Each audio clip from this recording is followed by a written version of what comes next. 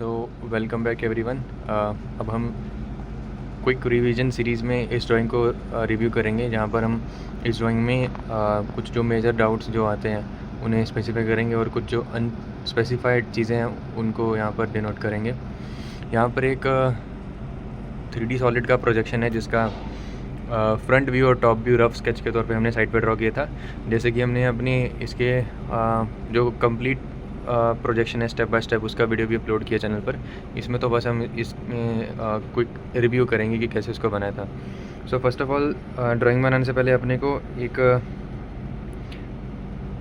दो perpendicular axis को draw कर लेना है। जैसे कि हमने ये जो वाई एक्सिस है ये एक बना दी और उसके परपेंडिकुलर ये वाली एक्सिस बना दी। ये जो एक्सिस है इसको कुछ भी नेम नहीं देना अभी के लिए, बट मेक श्योर कि ये दोनों एक्सिस एक दूसरे के परपेंडिकुलर हो, ये वाली और ये वाली।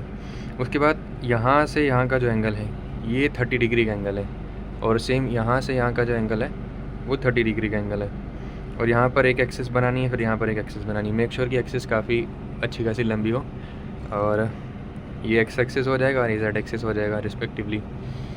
इसके बाद ड्राइंग करते वक्त यहाँ पर ड्राइंग करने के बाद में हमको ये जो डायमेंशनिंग करनी है ये कुछ इस तरीके से करनी है कि ऐसा लगे कि इसी प्लेन में डायमेंशनिंग की है।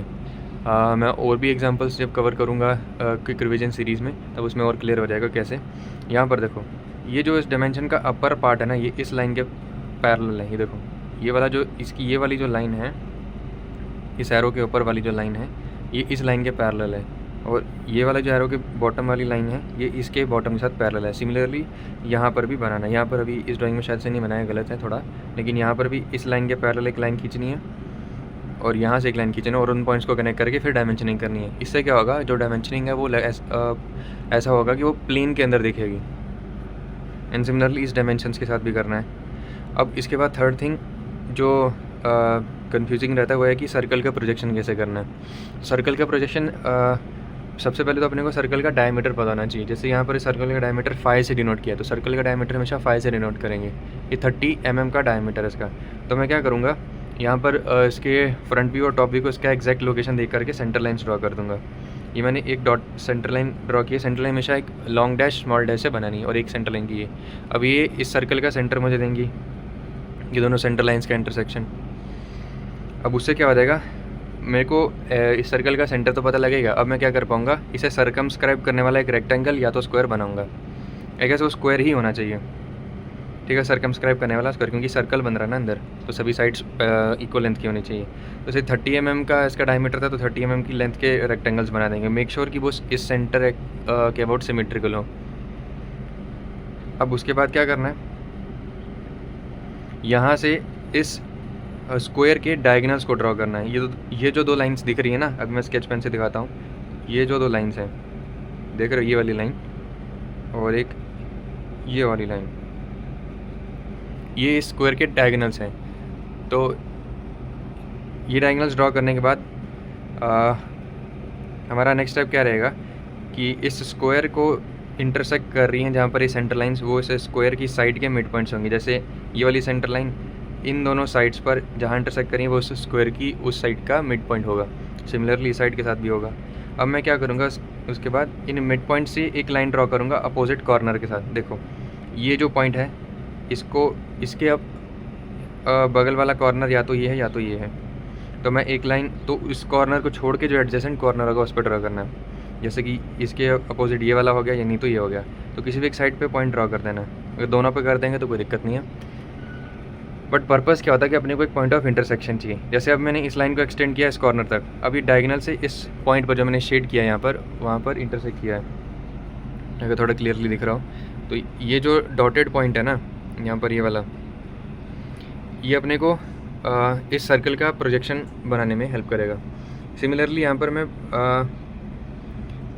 बाकी मिड पॉइंट से भी ऐसे ही ड्रॉ करूँगा, अपोजिट कॉर्नर्स पे ड्रॉ करूँगा। देखो, इस मिड पॉइंट से मैंने एक अपोजिट कॉर्नर पे ड्रॉ किया, इस मिड पॉइंट पे इस अपोजिट कॉर्नर पे ड्रॉ किया।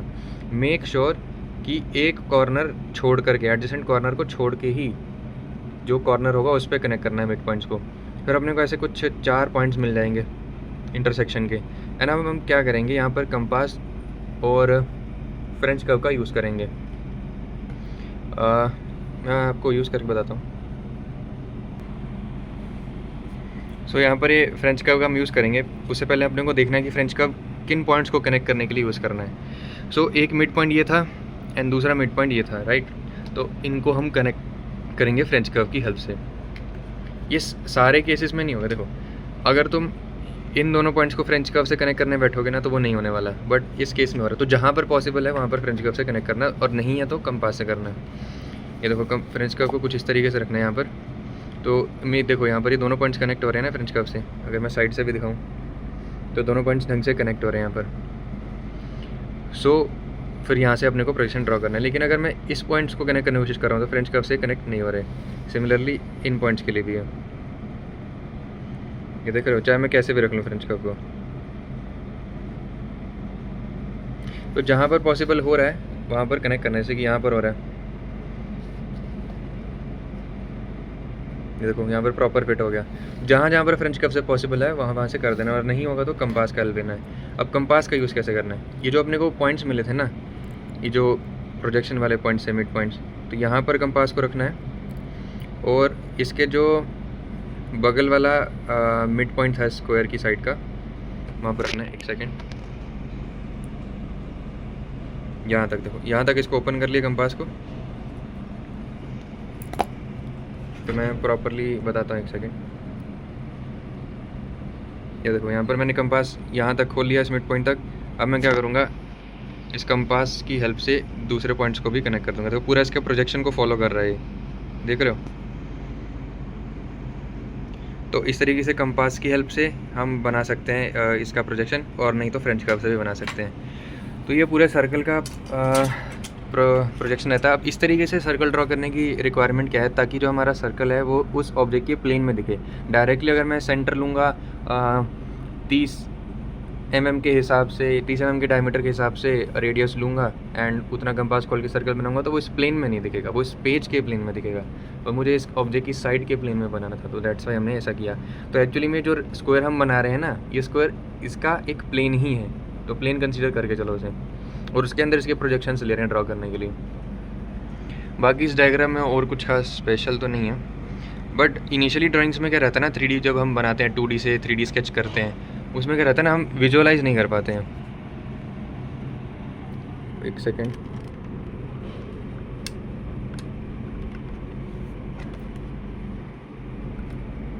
हाँ, तो उसमें हम विजुअलाइज नहीं कर पाते हैं। तो विजुअलाइज करने का सिंपल स्टेप क्या है, देखो, जो हमें फ्रंट व्यू दिया ना, हमेशा XY प्लेन से फ्रंट व्यू को स्टार्ट कर दो। अगर क्वेश्चन में स्पेसिफाइड नहीं है तो, अगर स्पेसिफाइड है कि YZ प्लेन से स्टार्ट करना, तो ऑब्वियसली यहीं से स्टार्ट करोगे ना। अगर नहीं है तो XY प्लेन से स्टार्ट करो। यहाँ पर जैसा भी वैसा फ्रंट व्यू दिख रहा है ना, वैसे वैसे बना दो।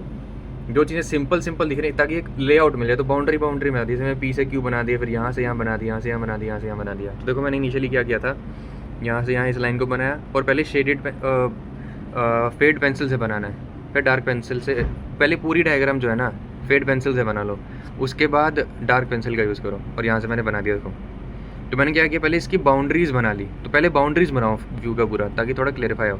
एंड सिमिलरली यहाँ पर जो इसका टॉप व्यू था, उस हिसाब से मैंने बाउंड्री बना दी। देखो, टॉप व्यू की बाउंड्री जो तुम्हें फेडेड लाइन दिख रही होगी ना, मैं एक बार स्केच पेन से दिखाता हूँ। देखो, इस स्केच पेन को फॉलो करना। ये जो फेडेड लाइन है, ये जो अंदर की तरफ जा रही है, देखो, और फिर यहाँ से यहाँ जा रही है, एंड फिर यहाँ से यहाँ जा रही है, ऑल दैट स्टफ।